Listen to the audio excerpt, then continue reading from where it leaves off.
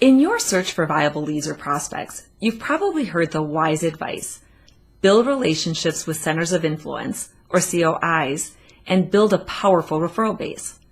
It sounds good, doesn't it?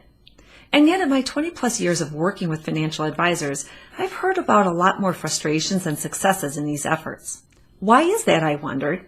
So I looked deeper, and here's what I found. COI relationships can be very effective. Yay! And many financial advisors aren't very effective in identifying and nurturing those relationships. Not so yay. What can you do then? Here's one quick tip to be more effective in your efforts with COIs. Identify COIs who work with your ideal client in some kind of a capacity that is in no way in competition with what you do. And when I've shared that tip, I follow it with the question, who comes to mind? Almost always the response is CPAs and estate attorneys. Yet CPAs and estate attorneys are probably laden with the most requests for referrals than any other profession I know of. And they are often not the best at giving referrals and could never generate enough referrals to keep everybody that wants referrals from them ever happy. I suggest then you think outside the proverbial box. For example, if you work with early or mid-career professionals, how about realtors? Realtors understand the financial situation, family situation, how people make decisions. They understand what they like, what they don't like, and what they're to work with. They could be a great referral source. What if you work with pre-retirees or retirees? How about funeral directors or funeral workers?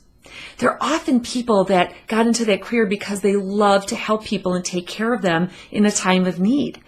And funeral directors also find out a lot about the loved ones left behind, about family dynamics and financial stresses or financial worries or financial just situations.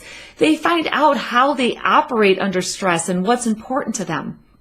And they'll appreciate somebody who can offer a resource to these people that they don't. Another good potential. What about if you work with families with college-bound children?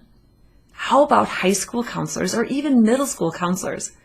I know of several of them, and they got into that career because they thought it was their opportunity to help kids plan better for their future and to maybe get help that they didn't get in high school. And then they get in the job and they find out the job is very bureaucratic, full of disciplinary efforts and other mandated actions that they have to take place. And what they really wanted to do to help the people that were moving forward, there's never any time for it. If you can align yourself with them and help them fulfill that mission to help people by maybe asking for a school-sponsored event where you'll share helpful information. Maybe you'll help that guidance counselor do something in a joint effort so that they can feel good and look like the hero as well. That's what's going to get you in front of those parents, in front of those students for the future relationships, and make a viable relationship with that counselor as well. So when it comes to building those COI relationships, think outside CPAs and estate attorneys, and then treat every connection you have with potential COIs as a sales opportunity, where you first seek to understand them and their business and their motivators and their desires and what is important to them, and position yourself as the person that can help them get there. Your creativity and research will yield far better results than the same small group of CPAs and estate attorneys everybody else is chasing.